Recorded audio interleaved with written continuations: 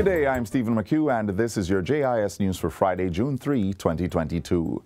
5 of the 6 service industry subsectors recorded positive outturns to drive Jamaica's estimated growth of 6% for the January to March quarter of this year. Leading the way was hotels and restaurants, which, according to the Planning Institute of Jamaica, PIOJ, increased by an impressive 105.7%. This contributed significantly to the services industry, recording an 8.9% outturn for the review period. PIOJ's Director General, Dr. Wayne Henry, says the hotels and restaurant subsector continues to benefit from increased travel owed to the relaxation of previously implemented COVID-19 containment measures. Preliminary data revealed that foreign national arrivals increased by 230.1% to 475,805 visitors, and cruise passenger arrivals was 99,798 relative to none in the corresponding quarter. Based on data received for January to February 2022, total visitor expenditure increased to US $485.6 million relative to US $169.2 million in the corresponding period. Meanwhile, only 2 of the 4 goods-producing industry subsectors recorded positive outturns. These were agriculture, forestry, and fishing, which grew by an estimated 8.6%, and construction, up 1.1%. Dr. Henry says agriculture's performance reflects the impact of favorable weather conditions, an increase in hectares reaped, and government support through initiatives aimed at boosting production and productivity. The Tourism Ministry will be moving to put management systems in place for heritage and community sites to ensure proper upkeep of these areas. Portfolio Minister Edmund Bartlett asserted the need for this yesterday as he officially launched the restored Holland Bamboo Scenic Avenue in St. Elizabeth. The minister lamented that many of the heritage and community sites benefit from upgrading investments only to end up needing restoration not long after. We spent millions of dollars on heritage sites across Jamaica that go in ruin it. We spend millions of dollars on community centers and play fields across Jamaica, helping to enrich communities. And when you pass there, they are in ruin.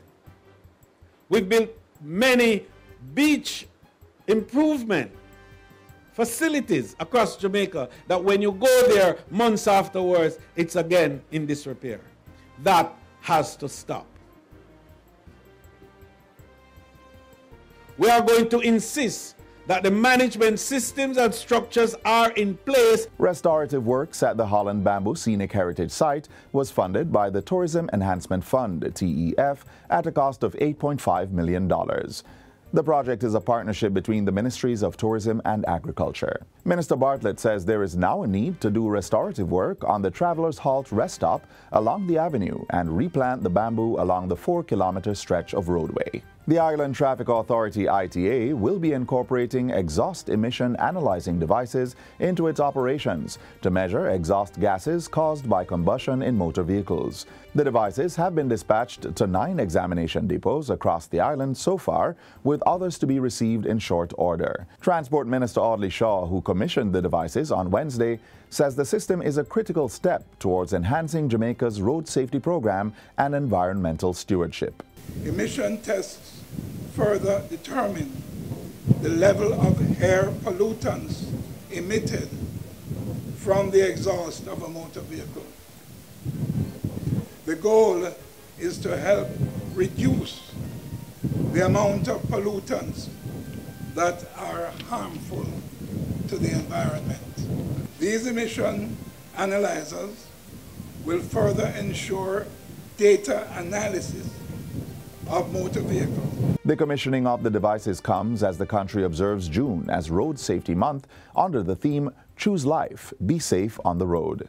Director of the ITA, Canute Hare, says the devices will support government's road safety agenda. To ensure that every motor vehicle that traverses the road network are safe. And also we will work with our stakeholders, the JCF, the National Works Agency, to ensure that the road network is also safe for all road users. The Post and Telecommunications Department has so far connected 73 post offices island-wide to the internet as it works to automate its services. Minister of Science, Energy and Technology Daryl Vaz made the disclosure during his recent sectoral debate. He says the move is in a bid to transform the country's post offices into modern and quick postal service providers. To this end, the PTD continues its acquisition and adoption of counter-automated systems to promote efficient, transparent, and accountable service delivery, as well as facilitate interconnectivity of administrative operational functions across locations. The Ministry of Health and Wellness says it is monitoring cases of hand, foot, and mouth disease, HFMD, in some schools. In a press statement yesterday, the ministry advised that children who are sick must remain home. HFMD is a mild, contagious viral infection common in children, particularly those 5 years and under. Symptoms include fever, loss of appetite, and sore throat. Persons may also develop painful sores in the mouth and rashes on the palms of hands and soles of the feet or other areas. While there is no specific treatment regimen for hand, foot, and mouth disease, fever and dehydration must be managed. Symptoms of dehydration include lethargy, sleepiness, dry tongue, lips, and skin, no tears when crying, sunken eyes, and less urine than normal. Elevated temperatures in young children must be evaluated by a healthcare practitioner. Immediate medical attention must be sought if children experience fever for more than 24 hours or develop signs and symptoms of dehydration. To help prevent its spread, members of the public are encouraged to practice frequent hand washing, especially following toilet use and before handling food, cleaning and disinfecting toys and other high-touch surfaces, and avoiding close contact with people who have the disease. And finally, the National Solid Waste Management Authority, NSWMA, will be going on a drive to encourage Jamaicans to clean up the place and protect the environment. Next Monday, June 6, will be observed as National Solid Waste Day under the theme, One Jamaica, Make We Clean Up the Place. It kickstarts the local observance of National Environmental Awareness Week. The NSWMA is using the observances to encourage Jamaicans to be an active part of solid waste management efforts. We're working very hard to improve our operations, but with the best of will, we can't do it alone. We need the help of the citizens. So we view everyone as our partners in ensuring that our country is a clean and healthy place, not just for us, but for future generations. We'll also be sensitizing persons about throwing the trash through the window, keeping a bag in your car, and so on. The NSWMA's Community Relations Manager, Kimberly Blair, was addressing a JIS think tank earlier this week. On Monday, the authority will be in and around Mandela Park in Halfway Tree, encouraging vendors and taxi drivers to bag and bin their garbage for the entity to collect. On June 7, the NSWMA team will join Southern Parks and Markets for a school tour in Clarendon, targeting children at the primary and infant levels with information on good solid waste management practices.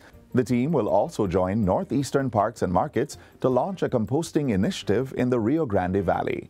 The NSWMA will then close out its activities by supporting the National Environment and Planning Agency, NEPA, in the commemoration of World Oceans Day, June 8, in St. Elizabeth.